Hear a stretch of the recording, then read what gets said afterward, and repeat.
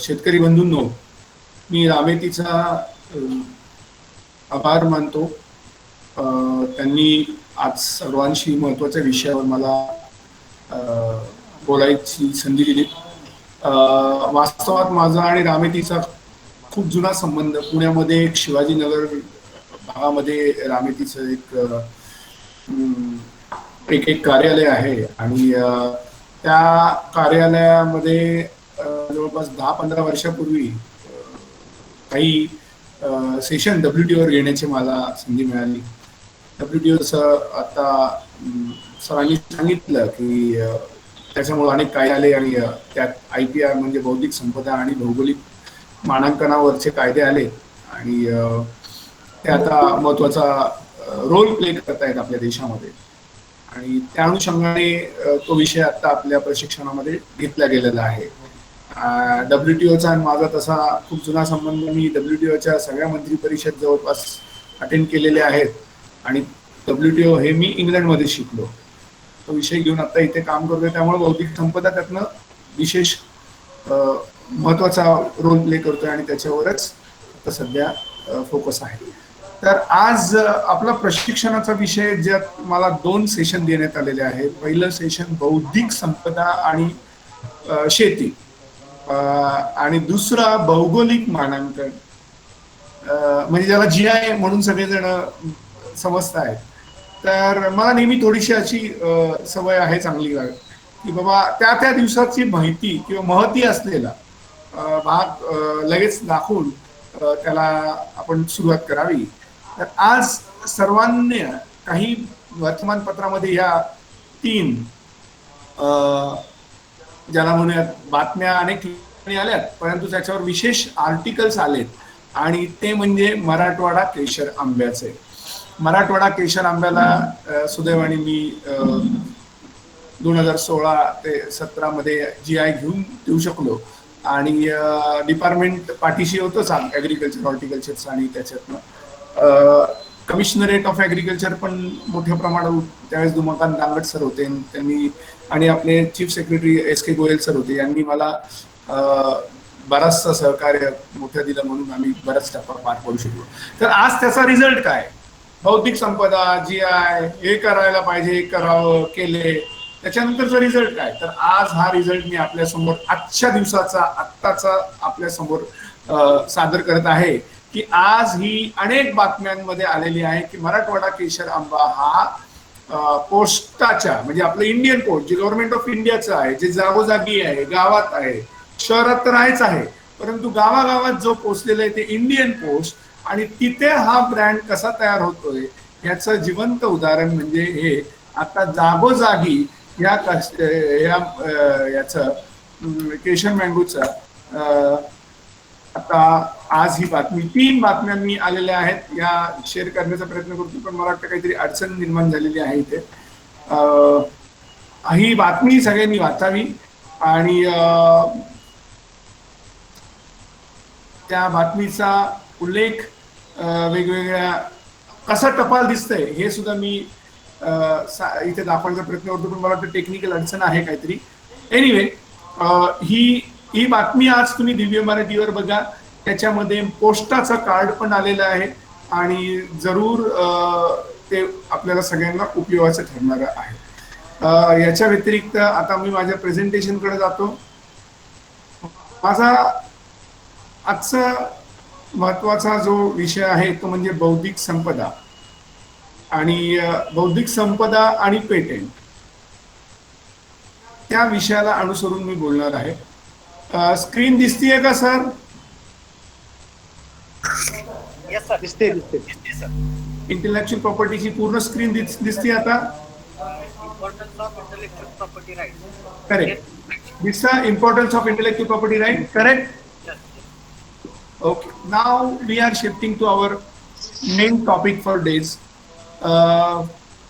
यात बौद्धिक संपदा, intellectual property right, त्याला बौद्धिक संपदा असं म्हणतात. संपदा किंवा संपत्ती असं आपण सर्व भाषांमध्ये बोललो जातो. सर्वांना संपत्ती नावाचा कन्सेप्ट माहिती आहे. ही माझी शेती आहे आपण असं जेव्हा म्हणतो तेव्हा 2 कारणं असतात. एक तर मी स्वतः ती विकत घेतलेली किंवा वडिलोपार्जित आलेली आहे, परंतु ती माझी संपत्ती आहे, ती माझी प्रॉपर्टी आहे असं आपण म्हणतो. तसंच आपला एखादा पेन आहे की बाबा मी नेहमी म्हणतो की हा माझा पेन आहे, हा माझा पेन आहे, ही माझी प्रॉपर्टी आहे.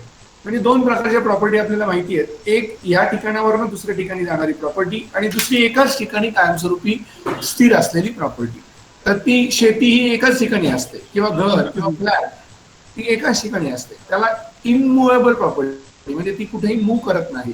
आणि ही मुवेबल, ही हा पेन सुद्धा माझाच आहे, तेव्हा ही मुवेबल आहे, हा एका ठिकाणावर दुसऱ्या ठिकाणी जातो म्हणून त्याला मुवेबल किंवा स्थलांतरित होणारी प्रॉपर्टी म्हणतात. परंतु बऱ्याच मंडळींना आपल्या माहिती नाहीये, तिसरी महत्वाची जी प्रॉपर्टी असते तिला इंटलेक्च्युअल प्रॉपर्टी म्हणतात, म्हणजे जिचं बुद्धीतनं निर्माण झालेली प्रॉपर्टी. म्हणजे पेटेंट हे तुम्ही म्हणता, आपण जसं स्ट्रॉबेरीचं मगाशी सरांनी उदाहरण दिलं, महाबळेश्वर स्ट्रॉबेरी जी आहे ती आपण इथे लावतो महाबळेश्वरला, पण त्याचे मदर प्लांट्स जे आहेत ते आपण अमेरिका आणि युरोपमधनं मागवतो आणि त्यांच्या पेटेंटसाठी आपण रॉयल्टी देतो. किंवा बीटी कॉटनचं उदाहरण तुम्हाला लक्षात आलं असेल की बीटी कॉटनचं पेटेंटेड गोष्टींसाठी आपण त्या कंपन्यांना आपण रॉयल्टी देतो आणि ती काही करोड रुपयामध्ये असते. आपण त्यांची प्रॉपर्टी वापरतो म्हणून त्याच्या बदले आपण त्यांना पैसे देतो, त्यांची इंटलेक्च्युअल प्रॉपर्टी घेतो, त्यांचं पेटेंटेड प्रोडक्ट आपण घेतो आणि त्या संदर्भात आपण त्यांना पैसे देतो. तेच आपल्याला समजून घेण्याचा प्रयत्न करायचा आहे की इंटलेक्च्युअल प्रॉपर्टी राईट म्हणजे बौद्धिक संपदा हे काय आहे आणि भारताच्या दृष्टीने त्याचं महत्व काय आहे हे आपण जाणून घेण्याचा प्रयत्न करणार. म्हणजेच आता इथल्या जो अधिकारी वर्ग, शेतकरी वर्ग आहे, त्यांना एका वेगळ्या प्रॉपर्टीची माहिती आपण देण्याचा प्रयत्न करणार आहोत. त्यामध्ये पेटेंट आहे, जॉग्राफिकल इंडिकेशनवर सेपरेट आपण सेशन घेणार आहोत आणि उद्या पेटेंटवरच्या अनेक उदाहरणांसाठी तुम्हाला माहिती मिळणार आहे. आज आपण ह्या गोष्टी काय आहेत हे बघूया. तर सर्वात पहिले जगामध्ये आपलं स्थान कुठं आहे भारताचं. तर जगामध्ये भारत 48 क्रमांकावर पहिल्यांदा आलेला आहे IPRच्या इंडेक्समध्ये, ज्याला ग्लोबल इनोव्हेशन इंडेक्स असं म्हणतात. स्वित्झर्लंड हे जगात प्रथम क्रमांकांवर आहे, US, युरोपमधले जे राष्ट्र आहेत पहिल्या 25 पैकी हे जवळपास 16 राष्ट्र हे युरोपमधले आहेत. म्हणजे युरोप पेटेंटच्या बाबतीत, ओव्हरऑल इंटलेक्च्युअल प्रॉपर्टी बौद्धिक संपदेच्या बाबतीत जगात अग्रेसर राष्ट्र आहे. GI याच्याविषयी आपण बघणार आहोत. युरोपमध्ये जवळपास 59,000 ऍग्रिकल्चर GI आहेत, परंतु आपल्या देशामध्ये केवळ 112 आहेत. आपण हे सगळं बदलण्यासाठी, आपल्याला या विषयाचं ज्ञान घेण्यासाठी याचा आपण अभ्यास करणार आहोत. चीन पहिल्या 15 मध्ये आहे. छोटे छोटे राष्ट्र सिंगापूर, कोरिया हे पहिले 10 मध्ये आहेत. आणि आपलं उद्दिष्ट हा आजच्या प्रशिक्षणामागे असं असलं पाहिजे की या राष्ट्रांच्या बरोबरीने किंवा या राष्ट्रांच्या परीने आपल्याला वर जायचं. आणि ही राष्ट्र पहिल्या 10 मध्ये, 15 मध्ये, 25 मध्ये का आहेत आणि आपण का नाही आहोत, तर यामागे पहिलं कारण जर लक्षात आलं तर असं असेल की आपण या विषयाचं ज्ञान आपल्याकडे नाहीये, या विषयाचं शिक्षण नाहीये, आणि शिक्षण नाहीये प्रशिक्षण तर दूरचीच गोष्ट आहे आणि ते आपल्याला करायचं. मी 2009 मध्ये जपानला होतो, तिथं इयत्ता 7वी पासनं पेटेंट शिकवलं जातं. ही पुस्तकं मी तिथनं आणलेली आहे. तिथे इयत्ता 7वीला ट्रेडमार्क शिकवलं जातं. ही सगळी जपानची पुस्तकं आहेत आणि ह्या पुस्तकाच्या अनुसरून आपल्याला कुठे आहोत आपण हे आपल्याला लक्षात येईल आणि त्यासाठी अशा प्रकारचं प्रशिक्षण, आणि तेही अधिकारी आणि शेतकरी वर्गांसाठी उपयोगी ठरणारं ठरतं. आणि म्हणून आपण या विषयावर चर्चा करणार आहोत. म्हणून आपलं उद्दिष्ट काय हे पहिले स्लाइड की आपल्या देशाला वर आणायचं आहे आणि आपण आपल्या राज्यातनं, आपण आपल्या जिल्ह्यातनं, आपण आपल्या तालुक्यातनं यातनं कशी सुरुवात करायला पाहिजे हा विषय मला कळला, तर मी त्याला कसा पुढे नेईल ह्या उद्दिष्टाने आपण सगळे या विषयाची चर्चा करणार. जगामध्ये भारताची स्थान हे आंतरराष्ट्रीय पेटेंटमध्ये अतिशय निलिजिबल आहे आणि सर्वात मागून म्हणजे काही दशक 2-3 दशकापूर्वी चीन हा सर्वात खाली होता, आज क्रमांक 1चा आहे. तो का क्रमांक 1चा म्हणला, त्यांनी शिक्षण या विषयातून सुरुवात करत जगामध्ये आपली दौडदौड चालू ठेवली. युरोप तर टॉपमध्ये आहे.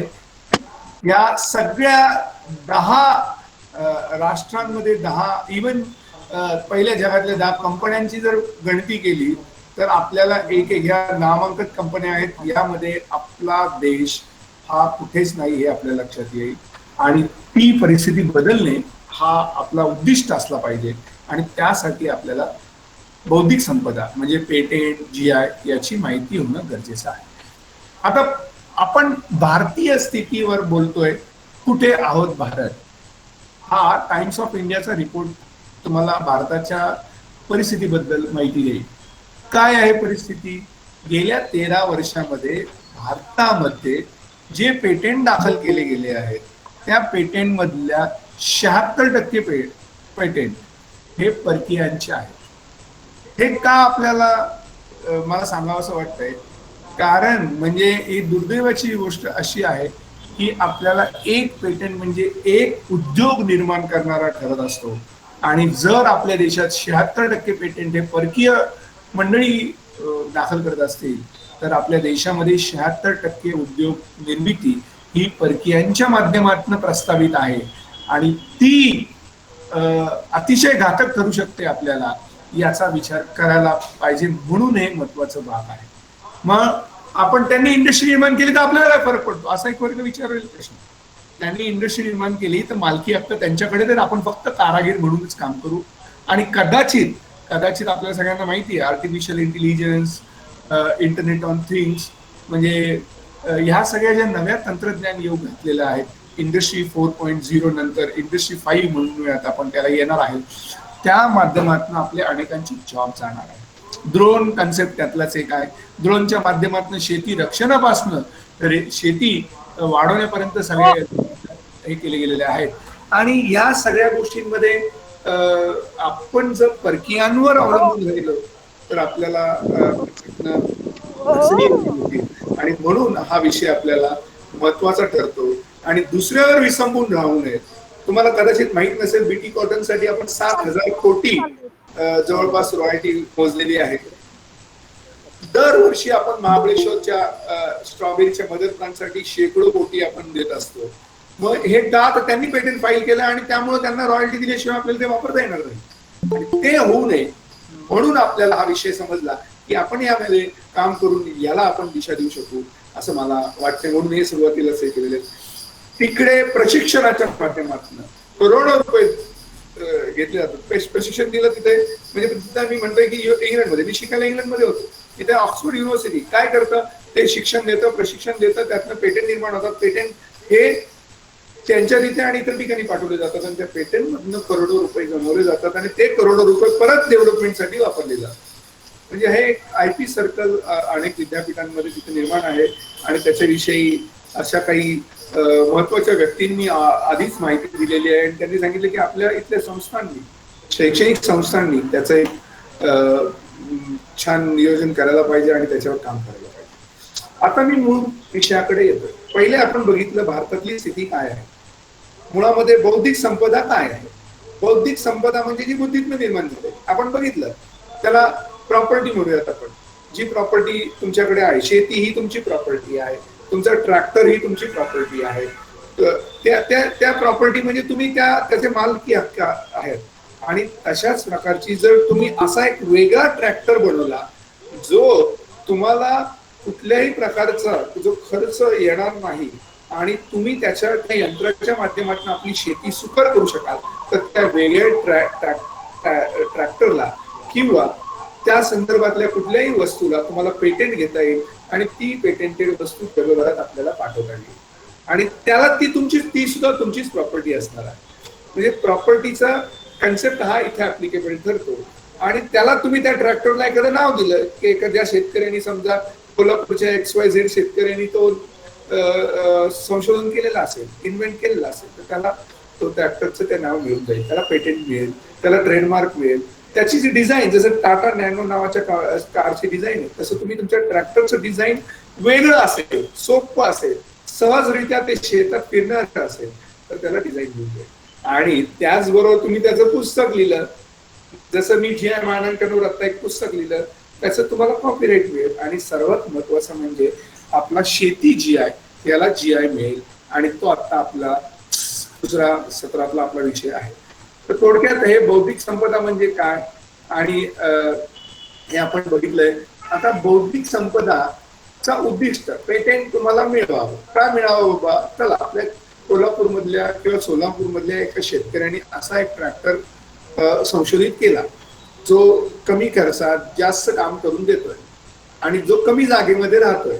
मग त्याला पेटेंट मिळाल्याने काय होईल? तो पेटेंट इतर ठिकाणच्या इतर लोकांमध्ये ते वाटलं जाईल. इतर ठिकाणच्या इतर मंडळींना, इतर शेतकऱ्यांना, अधिकाऱ्यांना त्याचा फायदा होईल आणि त्याला मिळालेल्या पेटेंटमुळे त्याला जी रॉयल्टी मिळेल त्याच्यातून तो आज ट्रॅक्टर तयार केला, त्याने उद्या नांगर तयार करेल, उद्या अजून काही गोष्टी तयार करेल. त्याला त्याचा आर्थिक मोबदला, सामाजिक मोबदला जेव्हा मिळेल त्याच्यातून तो अनेक कामांची सुरुवात करेल. म्हणजेच काय, बौद्धिक संपदा तुम्हाला दिल्याने काय फायदा होतो, पेटेंट तुम्हाला काय फायदा, तर तुम्ही अधिकाधिक पेटेंट तयार करायला सुरुवात करता, अधिकाधिक संशोधन करायला सुरुवात करता, अधिकाधिक त्याच्यातून पेटेंट निर्मिती होते, अधिकाधिक इंटेलेक्च्युअल प्रॉपर्टी किंवा बौद्धिक संपदा निर्माण होतात, नवीन नवीन तंत्रज्ञान पुढे येतात आणि त्याचा फायदा इंडस्ट्रीला म्हणजे होतो आणि इंडस्ट्रीमुळे तुमचं ज्याला म्हणूयात आपण रोजगार निर्मिती होतो. म्हणजेच त्या शेतकऱ्याने जेव्हा ट्रॅक्टरचं पेटेंट घेतलं आणि ट्रॅक्टर निर्मितीकडे तो गेला तर तो 4 लोकांना रोजगार निर्माण करून देणार. त्याचबरोबर राज्याला आणि राष्ट्राला त्यातून ते विक्रीतनं मिळालेले टॅक्स, ज्याला रेव्हेन्यू म्हणूयात आपण, ते उपलब्ध होईल आणि त्या रेव्हेन्यू मधनं परत रामेती किंवा तत्सम सारख्या संस्थांना त्याच्यातनं सपोर्ट सिस्टीम तयार होईल आणि अनेक प्रकारच्या अजून प्रशिक्षणाला दिशा मिळेल. तर ह्या सगळ्या गोष्टी एका प्रॉपर्टीमधनं, इंटेलेक्च्युअल प्रॉपर्टीमधनं किंवा पेटेंटमधनं निर्माण होणार आहे. म्हणून हे का करावं याचं उत्तर म्हणजे त्याच्यातून अनेक देशाच्या असेट्स निर्माण व्हाव्या, हा आपला त्यामागचा उद्दिष्ट असतो. म्हणजे थोडक्यात पहिले आपण बघितलं जगातील भारताची स्थिती काय, दुसऱ्यांदा बघितलं आपण की भारतामध्ये येणारे पेटेंट दाखल करणारे कोण आहे. स्लाइड सर पुढे, स्लाइड बहुतेक सर पुढे जात नाहीये. ठीक आहे, हा सर, नाही पुढे जात नाहीये सर. नाही, माझे पुढे जाते. तुम्ही सर जे प्रेझेंटेशन केलेलं आहे ना, तर ते मिनिमाइज आम्हाला फॉर्म मध्ये दिसतंय, मॅक्झिमाइज जे स्लाइड शो केलेलं आहे ते दिसत नाही. आता दिसतंय का? रीडिंग मोड मध्ये सर करा. हा, आता दिसतंय सर. ठीक आहे. Objective of patent, yes. पहिल्या दिसल्या का यार? नाही दिसलेलं नाही सर. पहिल्या नाही दिसल्या? नाही सर. काय दिसल्या नाही का? नाही दिसले सर. काही हे दिसलेत का? आता दिसत नाही सर. आता ऑब्जेक्टिव्ह वरतीच थांबलेली.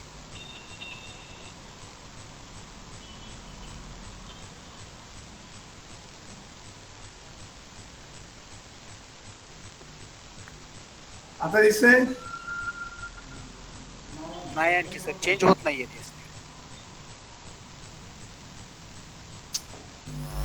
ते गुगल मीट पेक्षा आहे ना, तुम्ही झूम केला असतं तर बरं पडलं असतं. झूम किंवा ते आता लिंक सर सर्वांना दिलेली आहे, त्यामुळे थोडंसं अडचण येते. तुम्ही ऑब्जेक्टिव्हवरच आहात का? आता दुसरी स्लाइड बदलतील का?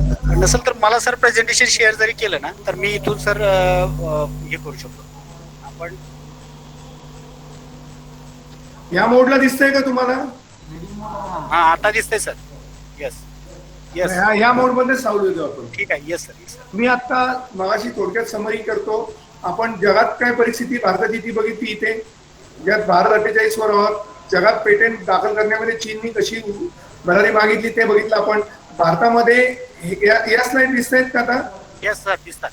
भारतामध्ये दाखल होणारे पेटेंटची संख्या जास्त परकीयांची आहे, ते कसं घातक आहे याच्याविषयी मी मगाशी सांगितलं. त्याचबरोबर विद्यापीठांमध्ये कशा प्रकारचं तिकडून पेटेंट दाखल केल्यानंतर कमर्शियलायझेशन होतं ते मी सांगितलं. महाबळेश्वर स्ट्रॉबेरी आणि इतर ब्युटी कॉर्नरमधनं ते लोक कसे आपल्या देशातून पैसा घेऊन जातात हे बद्दल मी सांगितलं. ह्या वेगवेगळ्या कॅटेगरी बद्दल सांगितलंय. आता स्लाइड दिसत आहेत का? सर दिसतात सर. मग त्याच्यानंतर पेटेंट मिळाल्यानंतर काय होतं याच्याबद्दल सांगितलं. आता भारत कुठे आहे म्हणजे ही परिस्थिती सांगायचा मी प्रयत्न करणार आहे. आपल्या देशातल्या ज्या सगळ्या लॅब्स आहेत, ज्याला सरकारी लॅब म्हणूयात आपण, त्या CSIR, DRDO किंवा आयकार किंवा काय तत्सम, या जेवढ्या पेटेंट दाखल करतात या सगळ्यांची जर पेटेंट दाखल केलेली एक संख्या तयार केली आणि दुसरीकडे अमेरिकेची एक कंपनी जर धरली तर अमेरिकेची एक कंपनी टोटल जे आपले पेटेंट दाखल करतात त्याच्या जवळपास 135% जास्त पेटंट दाखल करत असतात. म्हणजे आपण कुठे आहोत हे आपल्याला लक्षात येईल आणि ही परिस्थिती बदलावी म्हणून आपल्याला IPR, पेटेंट, GI याची माहिती असायला हवी. पेटेंट कसा तुम्हाला फायदेशीर ठरतं हे बघा. हे तुम्ही एखाद्या, मी मगाशी ट्रॅक्टरचं उदाहरण घेतलं, ट्रॅक्टर तुम्ही बनवला, त्याला पेटेंट घेतलं दुसऱ्यानी, तो ट्रॅक्टर जर बनवला तुमच्या परवानगीशिवाय तर तुम्ही त्याच्या विरोधात केस दाखल करू शकता.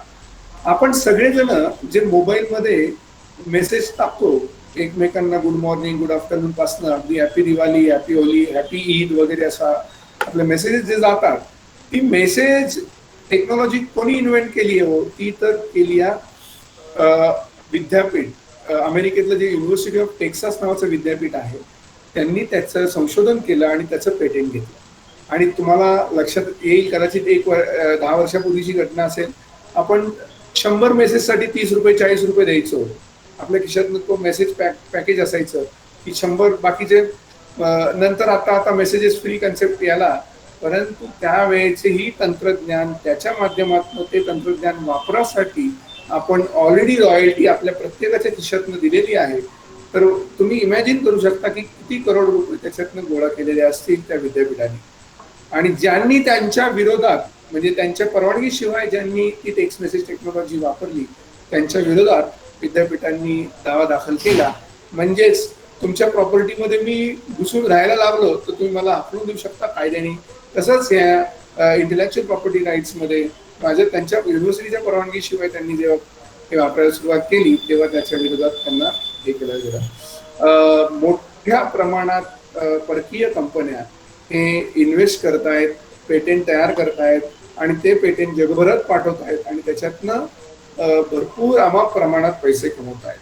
आणि तो जर विषय आपल्याकडे राहिला तर आपण जर आपल्या लोकांना IPRचं, पेटेंटचं, बौद्धिक संपदेचं ज्ञान देऊ शकलो नाही आणि त्यामुळे जर पेटेंट आपल्याकडे निर्माण झाले नाही तर ही मंडळी त्यांच्या पेटेंटच्या जोरावर आपल्या देशावर, ज्याला आम्ही वेगळ्या भाषेत म्हणतो की इकॉनॉमिक रिकॉलनायझेशन होऊ शकेल. म्हणजे आर्थिक गुलामगिरीकडे आपण जाऊ शकू. का तर पूर्वी जी ब्रिटिश लोक आले, मुघल लोक आले, ते तुटपुंजी सैनिक घेऊन आले आणि आपल्यावर राज्य केलं. आता ही लोक इंटेलेक्च्युअल प्रॉपर्टी राईट, पेटेंट घेऊन येतील आणि आपल्याकडनं पैसा घेऊन जातील. तो मग आपण परत गरिबीकडे जाऊ आणि आपण केवळ आणि केवळ ज्याला म्हणूयात एम्प्लॉयमेंट, आपल्याकडे फक्त आपण एम्प्लॉईज राहू, आपण कधीच एम्प्लॉयर होणार नाही.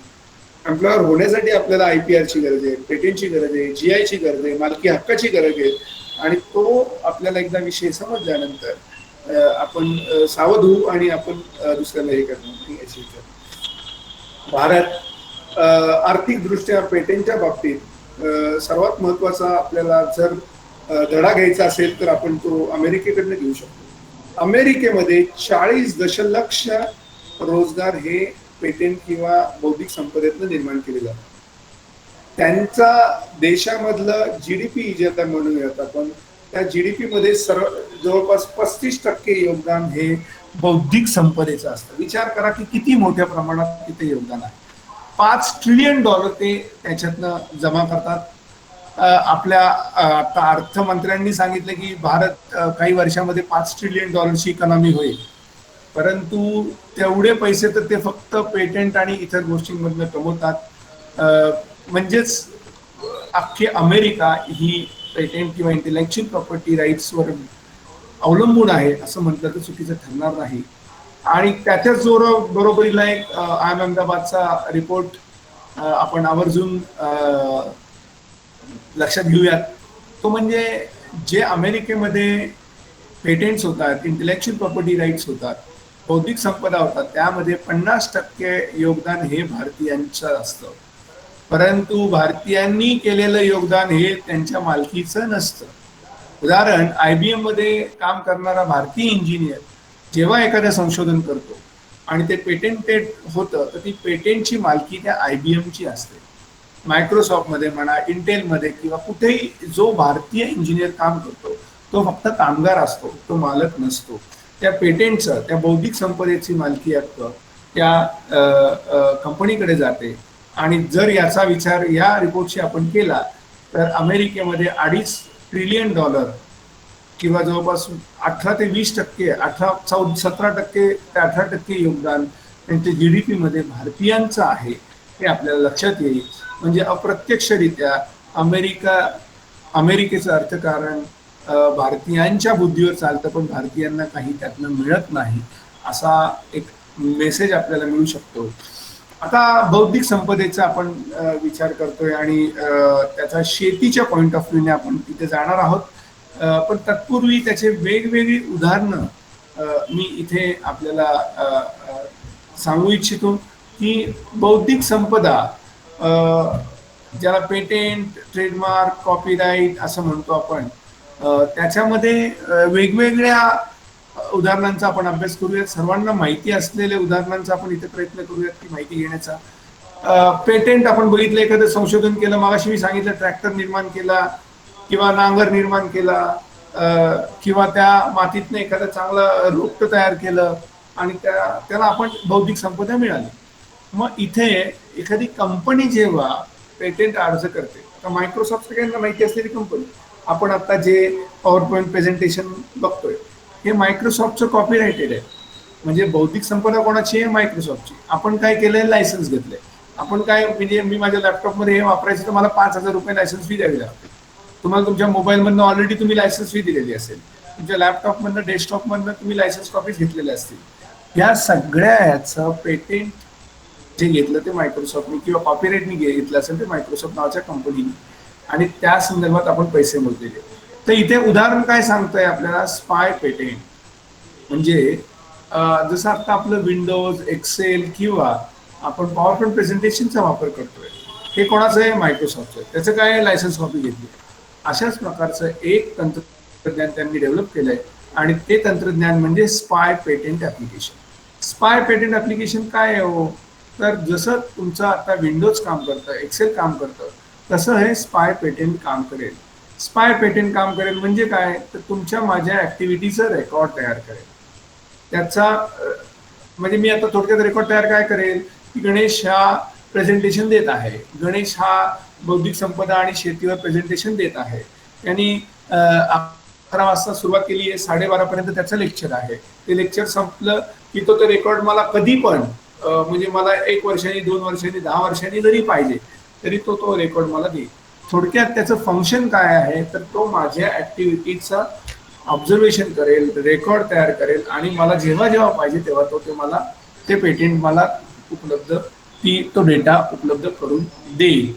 हे स्पाय सॉफ्टवेअर मायक्रोसॉफ्टनी पेटेंटला ऍप्लिकेशन दिलं आणि त्याचा परिणाम आपल्या सर्वांच्या जीवनावर कसा होणार आहे हो? त्याचा परिणाम असा होणार आहे की तुमच्या माझ्या सगळ्या ऍक्टिव्हिटी आपोआप रेकॉर्डला जातील आणि रेफरन्सला जातील आणि आपल्याला उपलब्ध राहतील. एक गमतीशीर उदाहरण मी नेहमी सांगतो की एका विद्यापीठामधनं एका मुलाला जॉब मिळाला एका कंपनीमध्ये. तो कंपनीमध्ये रुजू झाला तर 9:30 त्याला कंपनीमध्ये पोचायचं. तो पोचला 9:30 ते 10 त्याला जे कंपनीने तास दिली त्याच्यावर त्यांनी काम केलं. 10 वाजता तो वेगवेगळ्या मॅट्रिमोनियल साईट विजिट करायला लागला. आपल्याकडे अनेक आहेत, जीवनसाथी, शादी.com, मराठी मॅट्रिमोनियल एक्सेट्रा. आणि तो 10 वाजल्यापासून जे संध्याकाळी 4:30 पर्यंत सगळ्या या वेगवेगळ्या मॅट्रिमोनियल साईट व्हिजिट करत राहिला आणि सडनली 4:30 वाजता त्याला वाटलं की आपण आपल्या प्रोजेक्टकडे जावं, पण त्याच वेळेला त्याचा मित्र ऑनलाईन दिसला आणि तो मित्रांबरोबर चॅटिंग करत बसला. आणि असा संपूर्ण दिवस त्याचा गेला, असा संपूर्ण महिना गेला. आणि मग तो आनंदाच्या भरात पहिली आपली सॅलरी काढण्यासाठी ATM मशीनकडे गेला आणि त्याला लक्षात आलं की अरे, कंपनीने फक्त ₹2,500 आपल्या अकाउंटवर जमा केले. कंपनीने आपल्याला सांगितलं ₹25,000 सॅलरी आणि आपल्याला दिले ₹2,500. मग तो रागाच्या भरात मॅनेजरकडे गेला आणि विचारलं की काय होय, मला 25,000 सांगितले आणि ₹2,500 कसे काय जमा केले? तर मायक्रोसॉफ्टकडं ते स्पाय पेटेंट टेक्नॉलॉजीचं पत्र होतं, रेडी पत्र होतं. त्यामध्ये लिहिलं होतं की तू कंपनीसाठी 100 तास तरी काम करावं अशी अपेक्षा कंपनीची होती एका महिन्याला, परंतु तू कंपनीसाठी फक्त 10 तासच काम केलं. बाकीचं तू वेगवेगळ्या मॅट्रिमोनियल साईट्स व्हिजिट केल्या, वेगवेगळ्या ठिकाणी तू मित्रांशी चॅट केलं, त्यामुळं तू कंपनीला 10 तास दिल्यामुळे कंपनी फक्त 10%च तुला सॅलरी देणार आहे आणि 75% तू अशा अशा वेगवेगळ्या मॅट्रिमोनियल वेबसाईट व्हिजिट केल्या वगैरे वगैरे सगळं ते कंपनीने त्या रिपोर्टमध्ये दिलं. आणि त्याचबरोबर कंपनीने त्याला दुसरं एक पत्र दिलं, ज्याला आम्ही कॉर्पोरेट प्रेमपत्र म्हणतो आणि लॉच्या भाषेत त्याला मेमो म्हणतात. तू जर असं काम केलं तर तुला कंपनीतनं काढावं लागेल आणि कंपनीच्या वेगवेगळ्या फॅसिलिटी तू वापरल्या म्हणून तुला तुझ्या विरोधात आम्हाला दावा दाखल करावा लागेल. थोडक्यात आपल्याला या पेटंटच्या माध्यमातून, आपल्याला या बौद्धिक संपदेच्या माध्यमातून सगळ्यांना काय मेसेज आहे, तर तो मेसेज असा आहे की तुम्ही तुमचं काम करत राहा. अन्यथा आपल्याकडे एक रिलिजियस थॉट होता, तुम्ही तुमचे काम करा, परमेश्वर पाहत आहे. आता तो थॉट बदलला, तुम्ही तुमचं काम करा, तुम्हाला बौद्धिक संपदा पेटेंट तुमच्यावर लक्ष ठेवून आहे, तुम्ही काम करताय की नाही करत. एवढ्यापर्यंत ह्या आपल्या दैनंदिन जीवनामध्ये इंटेलेक्च्युअल प्रॉपर्टीचा वावर आणि वापर सुरू झालेला आहे. आपल्याला कदाचित माहितीच नाहीये की एका एका पदार्थामध्ये 5-5 इंटेलेक्च्युअल प्रॉपर्टी, 5-5 बौद्धिक संपदा लपलेल्या असतात. उदाहरण तुमचं टेलिव्हिजनला ते नाव असतं, सोनी, बॉश, शार्प, ही नावं काय आहेत, ह्याला ट्रेडमार्क असतो. त्याची साईज पहिले डब्बू होती, आता एकदम बारीक झाली आहे, म्हणजे तंत्रज्ञानाचा बदल झालाय, ते तंत्रज्ञान पेटेंटेड असतं. की जी साईज त्याने कर किंवा त्या भिंतीला लावण्यासारखी केली असते, त्याला डिझाईन मिळतंय, तिसरी इंटेलेक्च्युअल प्रॉपर्टी. आणि त्याच्यासाठी जे युजर मॅन्युअल्स किंवा तत्सम गोष्टी केल्या जातात त्याला कॉपीराईट मिळतं.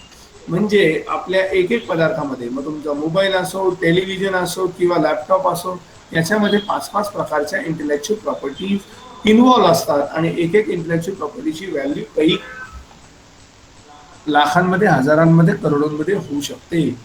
आणि ते आपल्याला आता ह्या सर्व चर्चेतनं आपल्याला लक्षात घ्यायचं की का मी परत कावर येतो, का आपण महाबळेश्वर स्ट्रॉबेरीला जे स्ट्रॉबेरी मदर प्लांट आणतो त्याला पैसे द्यायचे असतात, त्यांचं पेटेंट आहे म्हणून, का आपण नाही करू शकत का आपल्याला बीटी कॉटनसाठी करोडो रुपये द्यायचे, आपण करू शकत नाही का आपल्या इकडे काही तंत्रज्ञान ड्रोनचे येत आहेत, त्याचेही पेटेंट परकीयांचे आहेत, मग आपण करू शकत नाही का? या सगळ्या काला उत्तर आजच्या मितीला आपल्याला शोधायचे, ते म्हणजे आपण करणे. आणि त्या दृष्टिकोनातनं आपल्याला पावलं उचलण्याचं हे महत्वाचं पाऊल आज आपल्या रामेतीने उचललेलं आहे आणि ते आपल्याला पुढे न्यायचं. आता दुसऱ्या इंटेलेक्च्युअल प्रॉपर्टी किंवा दुसऱ्या आपण बौद्धिक संपदेविषयी बोलूयात, ज्याला कॉपीराईट असं म्हणतात. आपल्याकडे बऱ्याच प्रमाणात अनभिज्ञता आहे कॉपीराईटच्या बाबतीत. अनेक 3 वाईट घटनाही भारतामध्ये घडलेल्या आहेत. जे कुलगुरू होते विद्यापीठांचे, त्यांनी इतरांच्या इंटेलेक्च्युअल प्रॉपर्टी ह्या माझ्या इंटेलेक्च्युअल प्रॉपर्टी आहेत म्हणून पुस्तकं तयार केले आणि त्याला नंतर जगासमोर ते आलं आणि त्यावेळेला कुलगुरूंनी म्हणजे राज्यपालांनी आणि नंतर त्याचा कॉग्निजन्स हा राष्ट्रपतींनी घेऊन सदर व्हाईस चान्सलरांना त्या पदावरून पदच्युत केलं. म्हणजे आता तुम्ही एखादं आर्टिकल लिहिलंय, एखादं पुस्तक लिहिलंय, एखादं शेतीजन्य गोष्टीवर कुठलं लिखाण केलं असेल, ते लिखाण तुमचं आहे, मी ते माझं आहे असं म्हणू शकत नाही. आणि त्यावेळेला आपल्याला ह्या बौद्धिक संपदेचा उपयोग होतो. मग मला यात मेसेज काय आहे की तुमच्या मनामध्ये एखादी आयडिया आली आहे, तुम्ही लिहा ना कन्सेप्ट नोट, ती तुमची राहील, ती तुमची बौद्धिक संपदा राहील. आपल्या शेतकऱ्यांच्या मनामध्ये अशा अनेक आयडिया येतात, मग ते आयडिया वाया जातात, अधिकाऱ्यांच्या मनामध्ये येतात, त्या घाईघाईमध्ये आपण लोकांमध्ये आणतो. तसं न करता आपण त्याला पहिले प्रोटेक्शन घेतलं पाहिजे. म्हणजे आईन्स्टाईन म्हणा किंवा न्यूटन लॉ, या लोकांनी काय केलं, त्याला पहिले प्रोटेक्शन घेतलं, मग ते त्यांचं पेटेंट, त्यांचं कॉपीराईट, त्यांच्या बौद्धिक संपदा झाल्या आणि जगात त्यांची नावं कंटिन्यू झाली. असं आपल्याकडे पण होतं. आपल्याकडे काही विमान नव्हतं का?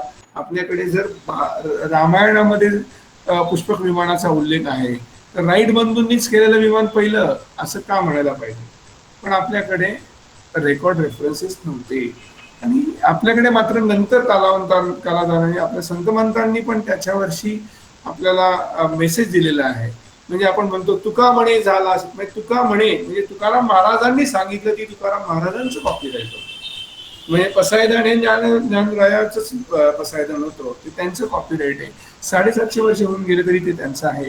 थोडक्यात आपल्याला आपल्या पूर्वजांनीही सांगितलंय की जे तुमचं आहे ते तुमचं आहे, जगाला फक्त ते कळू द्यात आणि तुम्ही त्यांच्या मालकी हक्क तुमच्याकडे ठेवा, हे आपल्याला मेसेज दिलेला आहे. बिल गेट्स जगातला सर्वात मोठा श्रीमंत माणूस म्हटला जातो, पण तुम्ही जर त्याचं बघितलं तर तो कसा मोठा झाला, आता बौद्धिक संपदेच्या जोरावर. हॅरी पॉटरची लेखिका आज ती तिथल्या इंग्लंडच्या राणीपेक्षा जास्त कमवते का, तर बौद्धिक संपदेच्या जोरावर. मग हे आपल्याला करता येईल का, करता येईल. आणि तुम्हाला जर त्या हॅरी पॉटर च्या लेखिकेची कहाणी माहिती असेल तर एकेकाळी ह्या हॅरी पॉटरच्या लेखिकेने तिथल्या सरकारला, इंग्लंडच्या सरकारला विनंती केली होती की मला 200 पाऊंड द्या, जेणेकरून मला खायला 2 वेळेचा अन्न मिळेल. पण त्या बाईनी आपल्या बुद्धीच्या जोरावर लिखाण काम सुरू ठेवलं आणि ते लिखाण काम एवढं प्रसिद्धीस गेलं की नंतर तिला जी रॉयल्टी जगभरातनं मिळाली, ती रॉयल्टीच्या जोरावर ती आज इंग्लंडच्या राणीपेक्षा जास्त पैसे कमवत आहे. थोडक्यात हा मेसेज काय आहे की तुमची बौद्धिक संपदा, मग तुमच्या शेतीमध्ये, तुमच्या वावरामध्ये तुम्ही बुद्धीच्या माध्यमातून काही जे नवीन गोष्टी तयार केलेल्या असतील तर त्याला पहिले इंटेलेक्च्युअल प्रॉपर्टीकडे घेऊन चला. आणि या जगातल्या उदाहरणाकडे आपण त्याला त्या दृष्टिकोनातून बघायचंय की बिल गेट्स कसा मोठा झाला, हॅरी पॉटरची लेखिका कशी मोठी झाली बौद्धिक संपदेच्या जोरावर, मग मी माझ्या शेतीच्या पदार्थांना कसा हे करू शकेल. त्या दृष्टिकोनातून आपल्याला विचार करता आला पाहिजे. चौथी आपण बौद्धिक संपदेचा विचार आपण सविस्तररित्या करणार आहोत, त्याला GI म्हणतात किंवा भौगोलिक मानांकन. इथे मी उदाहरण दिले तिरुपती लड्डू. आता तिरुपती लड्डूला GI आहे म्हणजे त्याचा फायदा तर काय, तर सर्वात फायदा कन्झ्युमरला होतो, त्यांना ओरिजिनल प्रोडक्ट मिळतं. 5-7 वर्षापूर्वीची गोष्ट साधारणतः तुम्हाला सांगतो इथे की तिरुपतीमध्ये जो भाविक वर्ग दर्शनाला जायचा, तो दर्शनाला गेल्यावर ते लड्डू जो दिला जायचा तो पहिले दुकानांमध्ये विकायला सुरुवात केली होती काही लोकांनी. परंतु ते तिरुपती तिरुमला देवस्थान जे आहे, त्या तिरुपती तिरुमला देवस्थानच्या मध्ये काम करणारी एक सर्टन कम्युनिटी आहे. वर्षानुवर्ष त्यांचा हा ज्या पिढ्यानपिढ्या म्हणूयात मुख्य कामच तो लड्डू तयार करणे. आणि त्या समूहाला ते लड्डू तयार करताना पण जे अगदी तुळस, वेलची, त्यामध्ये लागणारे गूळ, हे वेगवेगळे घटक जे शेतीशी निगडीत आहेत हे वेगवेगळ्या ठिकाणी त्याच पद्धतीने बनवले जातात आणि त्याची चव ही अबाधित आहे. आणि म्हणून त्याला GI मिळाला. आणि GI मिळाल्यावर बाहेर जे फेक डुप्लिकेट लड्डू विकणारे होते त्यांना पायाबंदी झाली, त्यांना रोखलं गेलं आणि आज भाविकांना खऱ्या अर्थाने प्रसाद मिळतोय. आपल्या महाराष्ट्रात पण असे अनेक प्रसाद आहेत ज्याला GI मिळू शकतात. त्यामध्ये रेणुका मातेचा माहूरगड मधला तांबूळ असो किंवा उस्मानाबाद मधल्या त्या जैन मंदिराच्या तिथला कुंतलगिरीचा पेढा असो, असे अनेक प्रसाद आहेत. किंवा तुळजापूरच्या आईच्या कवडीच्या माळेपासनं अनेक परड्या असो, त्या सगळ्यांना GI मिळू शकतो आणि त्यासाठी आपल्याला काम करता येईल पुढे. महत्वाची अजून एक बौद्धिक संपदा जी उदाहरणादाखल मला सांगायची इथे ती म्हणजे ट्रेडमार्क. वास्तवात आपल्या दिवसाची सुरुवातच ट्रेडमार्कमुळे होते असं म्हणलं तर चुकीचं ठरणार. म्हणजे आपण सगळे सकाळी उठल्यावर दात घासतो तर वेगवेगळे टूथपेस्ट आपण वापरतो. कोणी कोलगेट वापरतं, पतंजली वापरतं, विठोबा वापरतं. हे काय ह्या सगळ्या बौद्धिक संपदाच. तुम्ही मी त्यांच्या कंपनीच्या परवानगीशिवाय ते वापरू शकत नाही, याचाच अर्थ ती त्यांची बौद्धिक संपदा आहे आणि तो त्यांचा ब्रँड आहे, ते त्यांचं आयडेंटिटी आहे आणि ते आपल्या जीवनाशी निगडीत आहे. म्हणून आपल्या दिवसाची सुरुवात ही बौद्धिक संपदेने होती असं म्हटलं तर चुकीचं ठरत नाही. आणि त्या दृष्टिकोनातनं हा ट्रेडमार्क अतिशय महत्वाचा ठरतो. म्हणजे आपल्याकडे काही कंपन्या जे रिप्रेझेंट करतात, उदाहरणार्थ सह्याद्री असो किंवा गोकुळ असो, गोकुळ दूध असो, या सगळ्या काय आहे, ब्रँड आहे, हे ट्रेडमार्क आहे. हे त्या त्या भागातील त्या त्या पदार्थाचे त्या त्या कंपनीचे हे महत्वाचे मार्क आहेत आणि त्यानुसार ते प्रोटेक्ट करणं अत्यंत गरजेचं आहे. आणि ते जर केलं नाही तर आपल्याला नुकसान होऊ शकतं. अशी उदाहरणं जगभरात घडलेली आहेत. मॅककरी नावाचं एक रेस्टॉरंट भारतीय मंडळींनी मलेशियामध्ये चालू केलं होतं. ते भारतीय दाम्पत्य नवरा बायको तिकडे मलेशियाला गेले होते आणि त्यांनी ते रेस्टॉरंट सुरू केलं. मग आपल्या इथनंच ते भारतातनं मसाले, शेती पदार्थ आणि हे घेऊन त्या मॅककरी नावाच्या, करी म्हणजे आपल्याला करी माहिती आहे सगळ्यांना, आमटी म्हणूयात आपण मराठीमध्ये त्याला, तर ते त्याच्या अनुषंगाने ते सुरू केलेलं त्यांचं रेस्टॉरंट खूप चाललं. 25 वर्ष ते चालवत होते. नंतर तिथे मॅकडोनल्ड आला. मॅकडोनल्डनी काय केलं की त्यांनी त्या मॅककरीच्या विरोधात दावा दाखल केला. ते म्हणले तुम्ही मॅक नावाचा शब्द वापरायचा नाही, त्या आमचं ट्रेडमार्क आहे. परंतु सुदैवाने ते जे रेस्टॉरंट चालवणारं जे दाम्पत्य होतं त्यांच्याकडे जसं आपल्याकडे शॉप ॲक्ट रजिस्ट्रेशन होतं ना, तशा प्रकारचे रजिस्ट्रेशन होते. मग कोर्टात त्यांनी ते सादर केले आणि सुदैवाने त्यांच्या बाजूने निकाल लागला. जस्ट इमॅजिन, तुम्ही एखाद्या व्यवसायात सुरुवात केलाय, एखाद्या त्याला नाव दिलंय आणि तुम्हाला नंतर कळलंय की ते नाव कोणाचं तरी ट्रेडमार्क आहे, व्यापार चिन्ह आहे, तर तुम्हाला तुम्ही जो वाढवलेला व्यवसाय लिटरली बंद करावा लागेल किंवा तो ज्यांनी नोंद केलेली त्या माणसाला रॉयल्टी देऊन त्याचा नावाचा वापर करावा लागेल. आपल्याकडे अनेक ठिकाणी तुम्ही हा जो विठ्ठल कामत यांचं कामत रेस्टॉरंट किंवा काही चेन पाहता, हे ट्रेडमार्क आहे आणि ती त्यांची शाश्वती आहे. त्याच्या बेसिसवर लोक त्यांची फ्रँचायझी घेतात. फ्रँचायझी मॉडेल्समध्ये ते त्यांना लाखो रुपयांमध्ये ॲडव्हान्स देतात आणि रॉयल्टी पण देतात. हे काय आहे तर आपल्याला यातनं थोडक्यात तुम्ही तुमची प्रॉपर्टी जसे रेंटवर देता, लायसन्सवर देता, असाइन करता, तशाच प्रकारची तुमची कुठलीही प्रॉपर्टी तुम्हाला लायसन्स किंवा असाइन करता येते. त्यामध्ये इंटेलेक्च्युअल प्रॉपर्टी ही खूप मोठ्या प्रमाणात करता येते. योगा पेटेंट, डोसा पेटेंट, डोसामध्ये पण अनेक ॲग्रिकल्चर प्रोडक्ट वापरले जातात आणि यात अनेक शेकडो पेटेंट तुम्हाला सापडतील. त्यामधलंच एक पेटेंट होतं ते म्हणजे चिरंजीवी पेटा, चिरंजीवी डोसा. एक डोसा वेगवेगळ्या प्रकारचे बनवण्याची प्रक्रिया, त्याचे वेगवेगळे म्हणजे साईज आणि अमुक तमुक, त्यानुसार तुमच्या पदार्थांचा कधी तो तुमचा ज्याला म्हणतात साधा डोसा विथ बटाटा, विदाउट बटाटा, चटणी वगैरे वगैरे, या सगळ्या गोष्टींसाठी सुद्धा जगात पेटंट घेतले गेलेले आहेत आणि त्या दृष्टिकोनातून आपल्याला त्याचं पण महत्व आपल्याला लक्षात येईल. आता मी काही भारतीय पेटेंट बद्दल बोलत आहोत की ज्यांनी खूप काही प्रमाणात समाजासाठी योगदान केलं. पेटेंट का समजून घ्यायचं हो? पेटेंट तर इंडस्ट्री निर्माण करणार आहे. मग शेतीतली इंडस्ट्री असो किंवा इंडस्ट्रीतली इंडस्ट्री असो, मग आपल्याला काय फरक पडतो? आपल्याला खूप फरक पडतो. कारण का पेटेंट हा आपल्याला जसं म्हणतो इंग्रजीमध्ये त्याला necessity is the mother of invention असं म्हणतो. शोध जो लागतात म्हणजे ज्याला गरज असल्याशिवाय शोध लागतात किंवा आपण मराठीत म्हणतो गरज ही शोधाची जननी आहे. की एखादी नेसेसिटी आली, गरज आली, मग तुम्ही शोध कार्य करता. मग शेतात असो, बांध्यावर असो, पारावर असो, कुठेही गरजेनुसार, अगदी एखाद्या नळातनं पाणी येत नसेल सुद्धा तरी सुद्धा एखादा माणूस त्याला दिशा देतो. आपल्याकडे अनेक आता लेबर प्रॉब्लेम आहेत, शेतीसाठी अडचणी आहेत, मग यंत्र तयार होत आहेत, त्या सगळे संशोधन निर्माण होत आहेत शेतात. माझ्याकडे अनेक उदाहरणं आहेत. मी 15 राहुरीच्या पेटेंटसाठी काम केलं. त्यामध्ये अनेक इक्विपमेंट आम्ही रजिस्टर्ड केलेले आहे, ऍप्लिकेशन केलेले आहेत आणि त्याच्यानुसार काम चाललंय.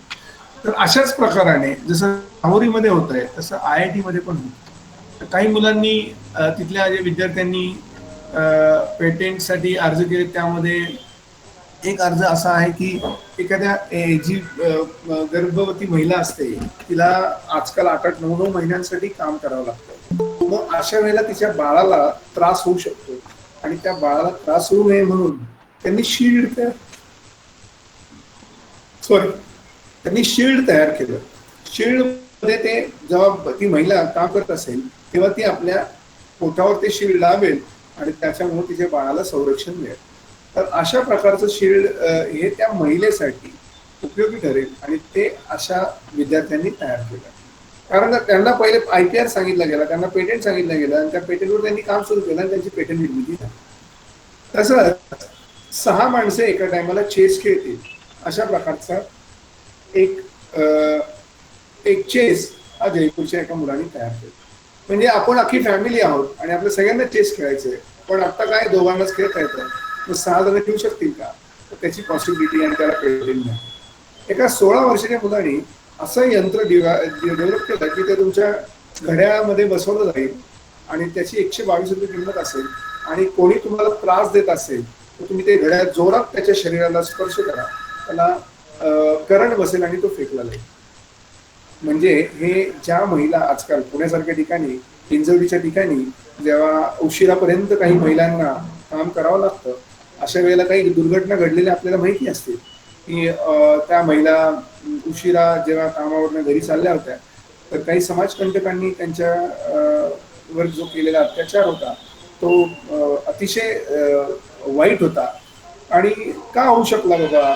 का त्यांच्याकडे संरक्षणासाठी काही यंत्रणा नव्हती का? तर त्यांच्याकडे संरक्षणासाठी यंत्रणा होती, म्हणजे स्प्रे, की कोणी त्रास देतो तर स्प्रे मारा आणि तो माणूस फेकला जाईल. पण तेवढं सफिशियंट नव्हतं, कारण पर्समध्ये किंवा बॅगमधनं स्प्रे काढणं ह्याला वेळ लागतो आणि तोपर्यंत हे समाजकंटक अत्याचारी लोक फार पुढे गेलेले असतात. अशा वेळेला जर तुमच्या शरीरालाच लावलेलं घड्याळ जोरात त्याला स्पर्श केला तर त्याला करंट बसेल आणि तो फेकला. आणि मग म्हणून पहिले थोडक्यात पेटेंट किंवा बौद्धिक संपदेमधनं तुम्ही समाजाचा प्रश्न सोडवता आणि त्याच्या बदले तुम्हाला अर्थकारण उपलब्ध होऊन जाते.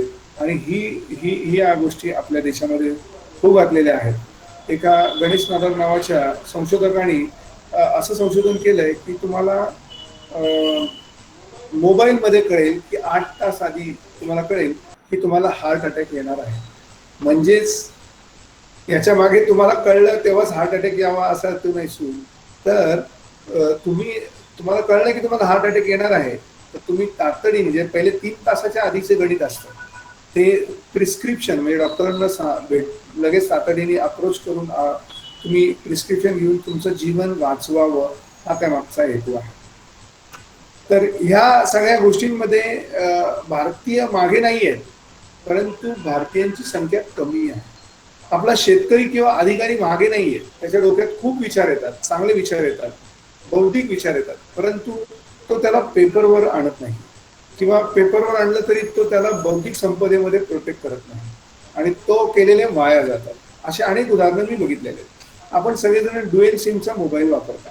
मी 2011ला नाशिकला KK बाग नावाच्या एका महाविद्यालयामध्ये लेक्चर दिलं आणि त्याच वेळेला लेक्चर झाल्यावर एक विद्यार्थी पळत पळत मला भेटला आणि तो म्हटला, सर तुम्हाला ड्युएल सिस्टीम नावाचा कन्सेप्ट माहिती आहे का? मी म्हटलं हो माहिती आहे बाबा. तो म्हणला मी त्याची यंत्र कसे चालतात माहिती आहे का तुम्हाला, काम कसं करतो? हो म्हटलं माहिती आहे. म्हटलं एका मोबाईलमध्ये दोन सिम वापरून मोबाईल तो वापरू शकतो, 2 कंपन्या वेगवेगळ्या असू शकतात.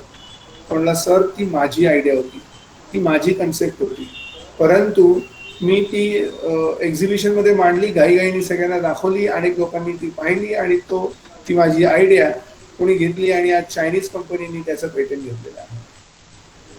तर काय मेसेज आहे बाबा? तर आपलं बौद्धिक संपदा आपण न टिकवल्यामुळे दुसरे आपल्यावर चिरगोडी करतात, असं होऊ नये म्हणून हा विषय बौद्धिक संपदा, पेटेंट हे आपल्याला माहिती असले पाहिजे आणि नुसतं माहिती नसून तर त्याच्यावर आपल्याला प्रोटेक्शन घेता आलं पाहिजे, नाहीतर त्या मुलासारखी आपली स्थिती होऊ शकते.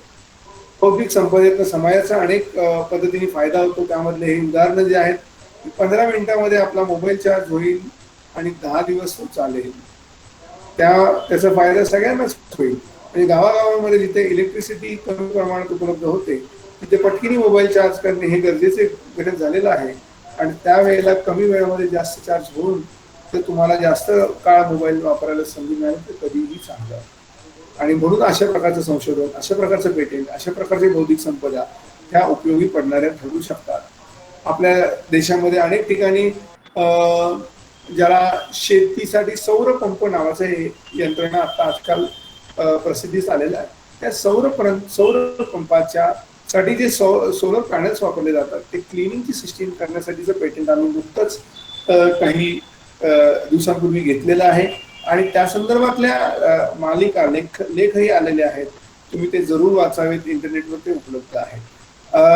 काही हे सगळं एक प्रकारे मी सांगतो की काय करा, बौद्धिक संपदा करा. बौद्धिक संपदा काय आहे हे मी एक अँगल सांगतोय, पण काय करू नका हे मला आता तुम्हाला दुसरं एक सांगायचं आहे की दुसऱ्याच्या ट्रॅक्टरची कॉपी करू नका आणि दुसऱ्याच्या पेटेंटची कॉपी आपल्याकडे करू नका. पेटेंट किंवा ट्रेडमार्क किंवा त्या नावाचा वापर करू नका, नाहीतर अडचणीत याल आणि त्याचं करोडो रुपये तुम्हाला दंड बसू शकेल. हेच उदाहरण मी इथे सांगायला इच्छितो की इंग्लंडमध्ये एका विद्यार्थ्यांनी म्युझिक म्हणजे संगीत जे असतं ना त्याची कॉपीराईट असते. अमेरिकेतल्या कंपनीचं संगीत तो डाउनलोड करत होता आणि ऐकत होता, वापरत होता आणि त्यानंतर अमेरिकेतल्या त्या कंपनीला कळलं आणि अमेरिकेतल्या कंपनीने त्याच्या विरोधात अमेरिकेमध्ये दावा दाखल केला आणि दावा दाखल केल्यावर इंग्लंड सरकारला सांगितलं की त्याला आमच्या इथे अमेरिकेमध्ये पाठवून द्या. त्याच्यावर केस दाखल केली आणि ती केससाठी त्याला तुम्ही पाठवून. मी एका ठिकाणी ही केस सांगत असताना एक मुलगा हसायला लागला. मी म्हणलं का रे बाबा, असतो एवढी सिरियस केस आहे. असं आपल्याकडे मल्ल्याला तिकडून इंग्लंडमध्ये आणण्यासाठी किंवा नीरव मोदीला आणण्यासाठी आपण केसेस इकडे चालू आहेत, तर तू का असतोस? तो म्हणला सर, जर असं इलिगल म्युझिक डाउनलोड केल्याने अमेरिकेला जाता येतं का? I was surprise. मला किती वाईट वाटलं की अरे आम्ही गुन्हेगार व्हायला तयार आहोत पण अमेरिकेला जायला तयार आहोत. अशी परिस्थिती बदलली पाहिजे आणि त्यासाठी आपल्याला काम करतात. अनेक साध्या प्रश्नांना उत्तर पेटेंटमधनं मिळू शकतात आणि ते शिक्षक वर्गही त्यातनं खूप काही मिळू शकतो. याचं हे जिवंत उदाहरण आहे की इंग्लंडमध्ये एका प्रोफेसरांनी टॉयलेट वॉटरला ड्रिंकेबल वॉटरमध्ये कन्वर्ट केलं आणि बिल गेट फाउंडेशनने त्याला सपोर्टही केला. हे आपल्याकडे विद्यापीठ आहेत, शेकडो हजारो लाखो लिटरचं पाणी वाया जातं. तेच जर टॉयलेटचं पाणी ड्रिंकेबल पाणी म्हणून आपण वापरू शकलो तर ते खूप मोठं यंत्रणा होईल. याचं पेटेंट ऑलरेडी इंग्लंडमध्ये घेतलं गेलं आहे आणि त्याच्यातनं ते रेव्हेन्यू जनरेट करत आहे. असंच आपल्याकडे वायुजल नावाचं तंत्रज्ञान IIT मध्ये विकसित झालेलं आहे आणि वायुजल आपल्याला आता उपलब्ध होऊ शकतं, त्याचं पेटेंट उपलब्ध होऊ शकतं आणि त्याच्यातनं आपण पाण्याचा मोठा प्रश्न मिटवू शकतो. म्हणजे आज आपला वाया जाणारे टॉयलेटचं वॉटर आहे ते आपल्याला ड्रिंकेबल वॉटरमध्ये करता येईल आणि ते पाणी शेतीसाठी अतिशय उपलब्ध होतं आणि त्यातनं फर्टिलायझर्स सुद्धा उपलब्ध होतात. म्हणजे ते फर्टिलायझर्स आपल्याला शेतीसाठी खूप मोठ्या प्रमाणात उपयोगी ठरणारे यंत्र करू शकतं. याचा आपण विचार करायला पाहिजे. आपल्या अनेक मंडळींच्या बाबतीत माहिती सांगावीशी वाटतंय की ड्रोन, आता पूर्वी असं तो शेतामध्ये गुंफण धरणारा एक रक्षक असायचा आणि तो नुसता राहिला. आता खऱ्या अर्थाने संपूर्ण 100 एकर शेती या ड्रोनच्या माध्यमातून रक्षण करता येतील आणि अशा प्रकारची पेटेंट्स ही वॉलमार्ट सारख्या मोठ्या कंपन्यांनी घेतलेली आहेत. तुम्ही इथे बघाल त्यांचे आता 6 पेटेंटचे ड्रोन्स ऑलरेडी तयार आहेत आणि ते तुमच्या शेतातनं माल घेतील सुद्धा, पिक करतील. अनेक प्रकारचे काम त्यामध्ये येतील. उदाहरणार्थ या ड्रोनच्या माध्यमातून समजा शेतात एका भागामध्ये रोगाचा प्रादुर्भाव झालेला आहे, तो रोग बाकीच्या भागात पसरू नये हे जेव्हा त्या ड्रोनच्या इन्स्पेक्शन मध्ये लक्षात आलं तर त्या ड्रोनच्या माध्यमातून ते तिथेच त्या रोगावर मात केली जाईल आणि तो रोग इतर ठिकाणी पसरणार नाही. त्याचबरोबर ड्रोन फिरताना कळेल आपल्याला की अरे कुठला फळ पिकलेलं आहे तिथलं मग ते फील्ड तातडीने काढलं पाहिजे फळ, नाहीतर ते वाळून खाली पडू शकेल किंवा ते पिकायला आलेलं आहे याची माहिती मिळेल किंवा कुठल्या वेळेला काय सेंद्रिय खताचा मारा करायचा आहे हे ते ड्रोन सांगेल आणि हे सगळं पेटेंटेड आहे. हे सगळं इंटेलेक्च्युअल प्रॉपर्टी राईट्स. सो आणि ते सगळी त्यात फिडिंग झालेली आणि तुम्हाला जागेवर तुमच्या मोबाईलवर तुमच्या लॅपटॉपवर त्याची माहिती मिळेल. सो इन शॉर्ट काय आहे की आपल्या बौद्धिक संपदांनी आपल्या शेतांमधल्या आपल्या शेतकऱ्यांच्या साठीचा तो मित्र पण आहे आणि शत्रू पण तयार झालेला आहे. मित्र अशासाठी आहे की तो आपलं काम कमी करतोय, आपल्याला दिशा देतोय, आपल्याला मोठ्या प्रमाणात तो सहकार्य करतोय. परंतु तो शत्रू अशासाठी आहे की आपल्या शेतकऱ्यांच्या जॉब अडचणीत येणार आहे. परंतु ऑलरेडी आता शेतकरी मोठ्या प्रमाणात शेती सोडतोय, मग त्याला पूर्तता करण्यासाठी त्याला जर सांगितलेलं, ड्रोन फक्त डायरेक्शन द्यायचं काम करू शकेल, परंतु काम तुम्हालाच करावं लागतं. ड्रोन कदाचित सुरुवातीला सांगेल की हे फळ पिकलेलं हे आजच्या आज काढून घ्या, काढायला माणसालाच जावं लागणार. आणि त्या दृष्टिकोनातनं आपल्याला काम करावं लागेल, पाहावं लागेल आणि त्यानुसार दिशा द्यावी लागेल. आपल्याकडे हवेतनं पाणी तयार करण्याचं पेटंटचं पण एक बौद्धिक संपदा म्हणूयात घेतली गेलेली आहे. हैदराबादच्या या विद्यार्थ्यांनी हवेतून पाणी बनवणे, म्हणजे हवेमध्ये सगळ्यांना माहिती ऑक्सिजन असतो, हायड्रोजन असतो, या अनुषंगाने आपण H2O जो पाण्याचा फॉर्म्युला म्हणूयात आपण, तो सगळ्यांना माहिती आहे. तर हवेतला हायड्रोजन, हवेतला ऑक्सिजन याला धरून पाणी तयार करण्याचं ड्यूडॉट नावाचे तंत्रज्ञान हैदराबादमध्ये विकसित करण्यात आलं आणि ते त्या 22 वर्षीय मुलांनी त्याचं पेटंट घेतलं आणि ते आज जागोजागी उपलब्ध होत आहे. आणि या अनुषंगाने आपल्याला लक्षात आलं पाहिजे की जर आपल्या शेतामध्ये पाणी लागतंय, पाणी पाहिजे पण पाणी उपलब्ध नाहीये, मग अशा प्रकारचं तंत्रज्ञान आपण आपल्या शेतात ठेवलं तर की त्याचं मशीन्स आहेत. मी जसं म्हटलं वायुजल, हवेतनं पाणी, आणि आफ्रिकेमध्ये हे तंत्रज्ञान वापरण्याची सुरुवात मोठ्या प्रमाणात झालेली आहे आणि हे आपल्या लोकांचे पेटंट्स आहेत आणि ह्याला आपल्याला स्वस्तात मिळतील. फॉरेनचे पेटंट्स आपण काही करोड रुपये मोजतो, पण हे आपल्याला स्वस्तात मिळतील. तर आपण ते आपल्या शेतात टाकलं, आपल्या शेतामध्ये हवेतनं पाणी तयार केलं आणि ते शेतामध्ये पाडलं, तर आपल्या शेती वाचेल, वाढेल आणि आपल्याला फायदेशीर होईल. तर या सगळ्या तंत्रज्ञान जिथे बौद्धिक संपदा आलेली आहे त्याचा आपण आपल्या देशासाठी वापर करू शकतो आणि त्याला मोठ्या प्रमाणात दिशा देता येईल. आता आपल्या देशातला सर्वात सामाजिक मोठे प्रश्नांपैकी एक प्रश्न असतो म्हणजे रक्ताचा. रक्त आपल्या देशात किती लागतं? 12 दशलक्ष युनिट दरवर्षी आपल्याला लागतं रक्त. जिथे हे टेंटेटिव्ह म्हणजे कोणाला म्हणतोय आपण हॉस्पिटलमध्ये रक्त लागण्याची जी गरज असते त्याच्यानुसार हे तयार केलंय, हे WHO ने तयार केलं. पण आपण किती रक्तदानातनं किंवा इतर माध्यमातून ते गोळा करतो? तर फक्त 9 मिलियन युनिट गोळा करतो.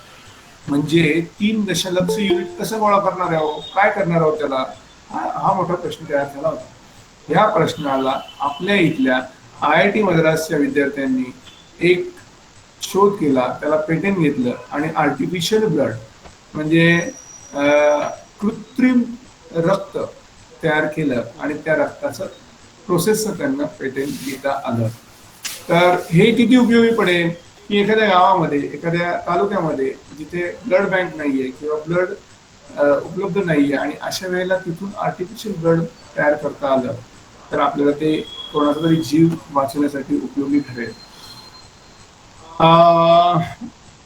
अजून एक महत्वाच्या प्रश्नावर आपल्याच IIT मद्रासच्या विद्यार्थ्यांनी चांगलं सोल्युशन काढले की बऱ्याच वेळेला गावातल्या शेतकऱ्याला किंवा इतर मंडळींना शहरामध्ये त्यांना काय झालंय, कुठला त्रास होतोय, त्यांना कॅन्सर आहे का, त्यांना TB आहे का, किंवा त्यांना कुठला रोग आहे की जेणेकरून त्यांचा त्रास काय आहे ह्यासाठी यावं लागतं आणि त्याच्या टेस्ट केल्यानंतर अनेक दिवस त्याच्या रिपोर्टसाठी थांबावं लागतं.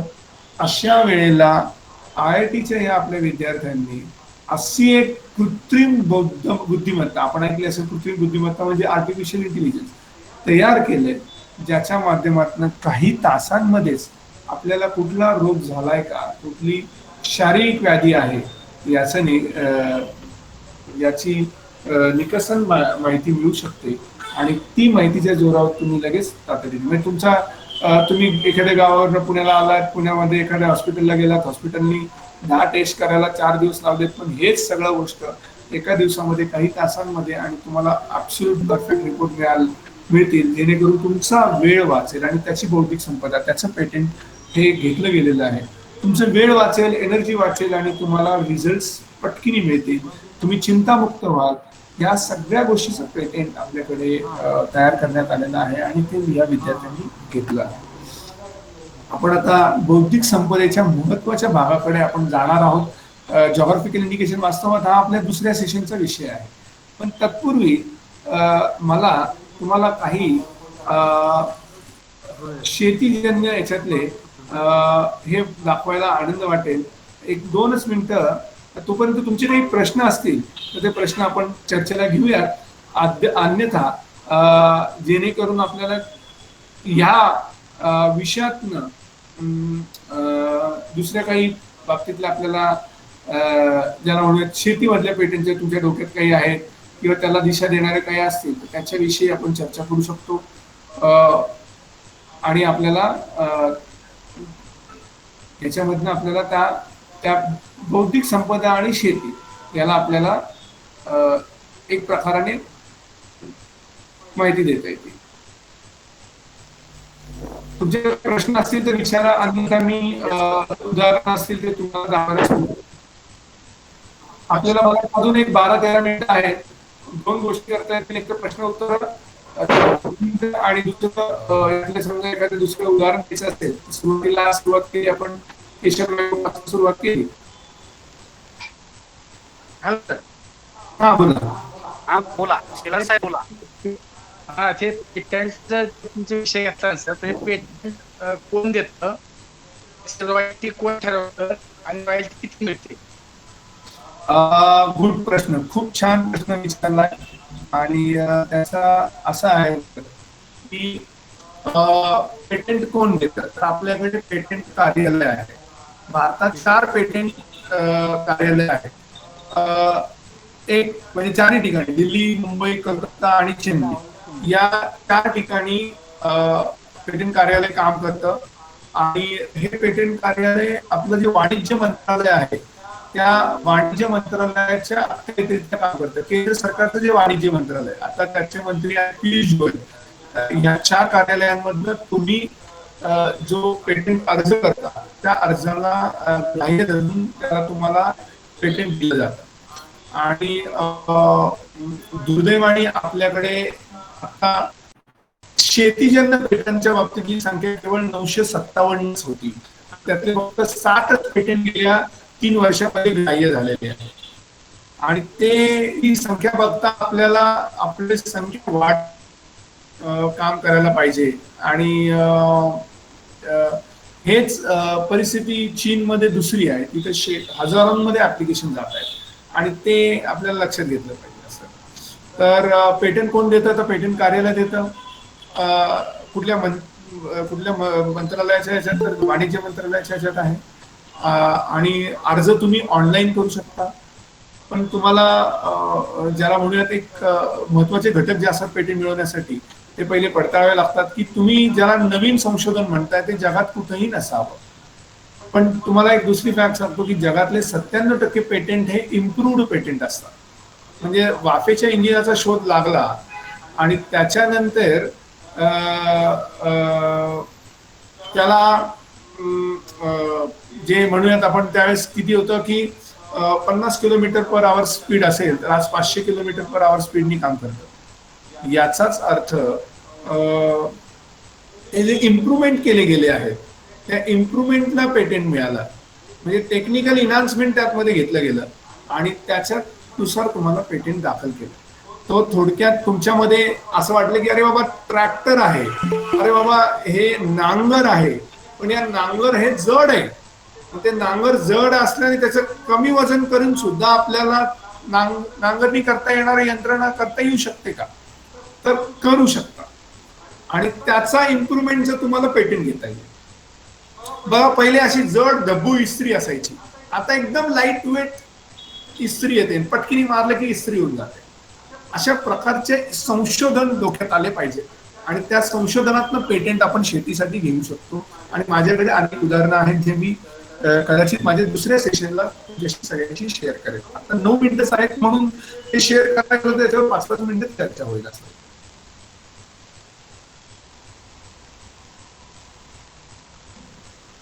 समजलं का उत्तर?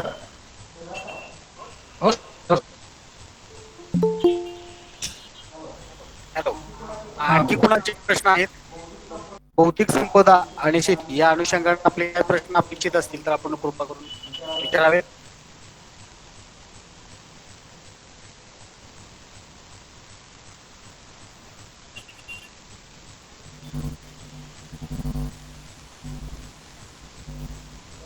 शिक्षार्थी आहेत सर्वजण? आहेत सर. अच्छा.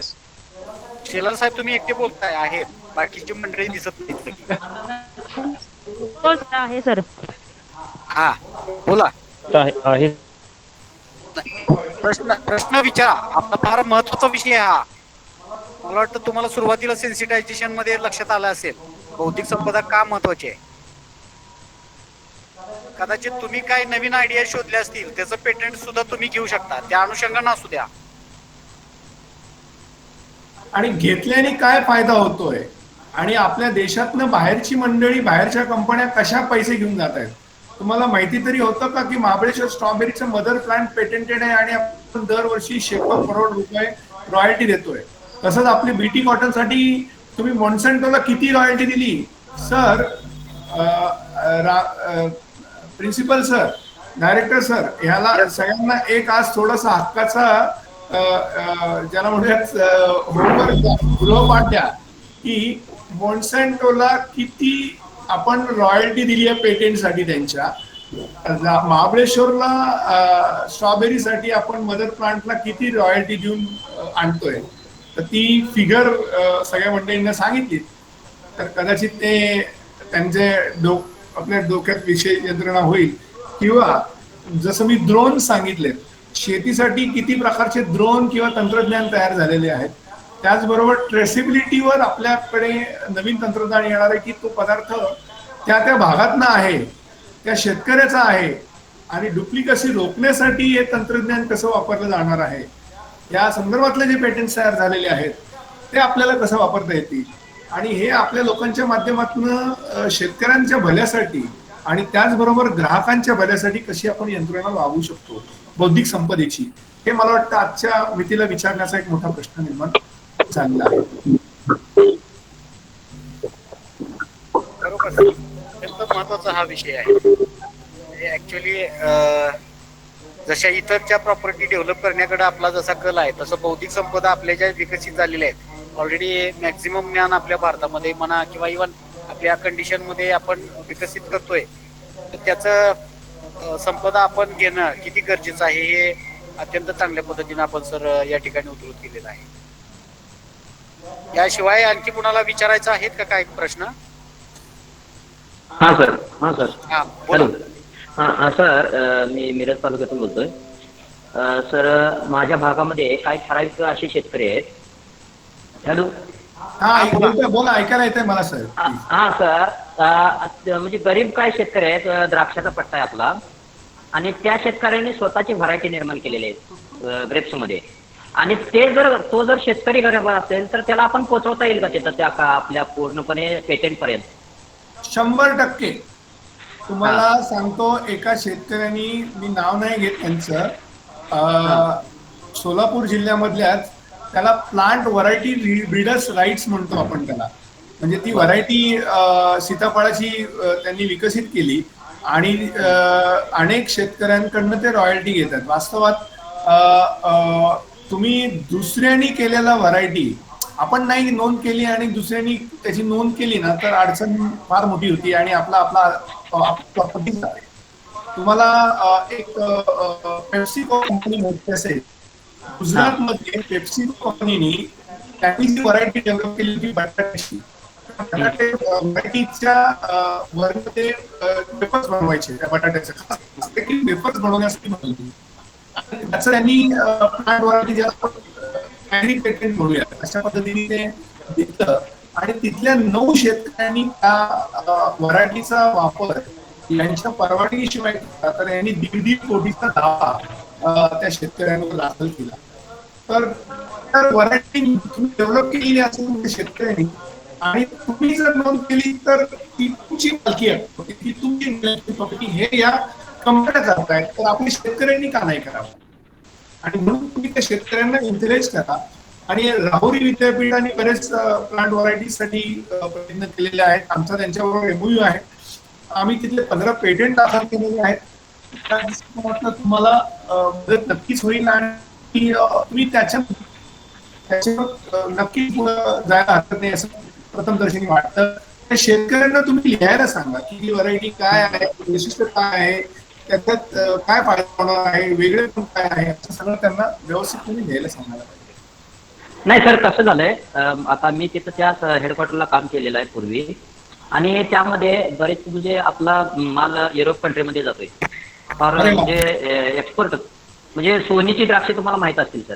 हो. सोनी, मिरज तालुक्यातील सोनी गावची, तर अतिशय नावाजलेले तिथं शेतकरी पण आहेत, व अतिशय हुशार शेतकरी आहेत. फक्त कसं आहे की काय शेतकरी असे आहेत की गरीब आहेत, परंतु व्हरायटी डेव्हलप करत राहतात, परंतु त्यांना जे ही सिस्टीम आहे, नाही म्हणजे कुठं भेटायला लागेल, काय करावं लागेल, त्याला खर्च किती लागेल, काय. आता एक शेतकरी तर मला म्हणला की मला ते सगळे त्यांनी शास्त्रज्ञांना बोलवलं होतं, त्यांनी म्हणले याचे 10 वर्ष ट्रायल घ्यावं लागतील ह्या व्हरायटीचे.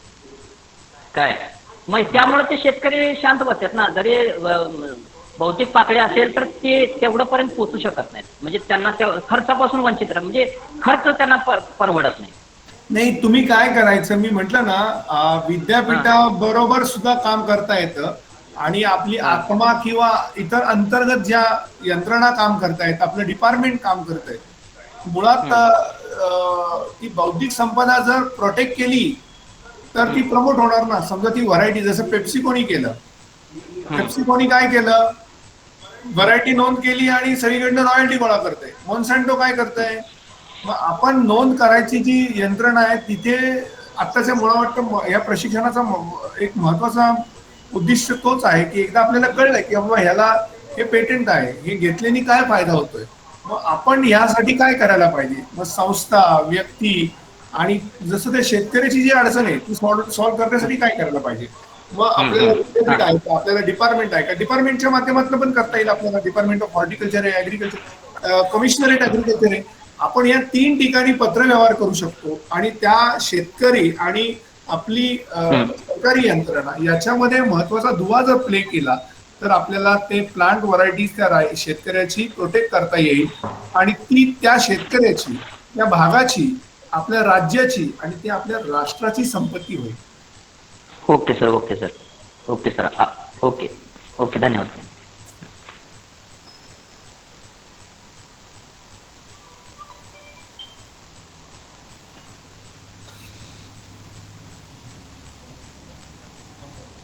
सर, आता काय करायचंय, 12:29 झालेले आहेत. पहिलं सेशन सर आपलं आता संपलं ना, याच्यानंतर दुपारचं सेशन मग किती वाजता घेऊया? किती, 2:30चा टायमिंग आहे ना? 2चं टायमिंग आहे सर. 2 एका 2:30 आहे. अच्छा, ठीक आहे, मग 2ला सुरू करू आपण, आणि 3:30 पर्यंत आहे ना? हा, 2 ते 3:30. ठीक आहे, 2ला सुरू करू, 3:30ला संपू, आणि ते GI वर राहील.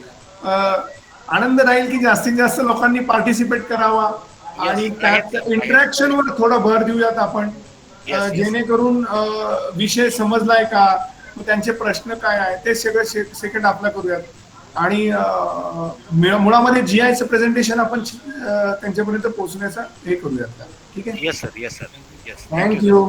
थँक्यू, आणि खूप खूप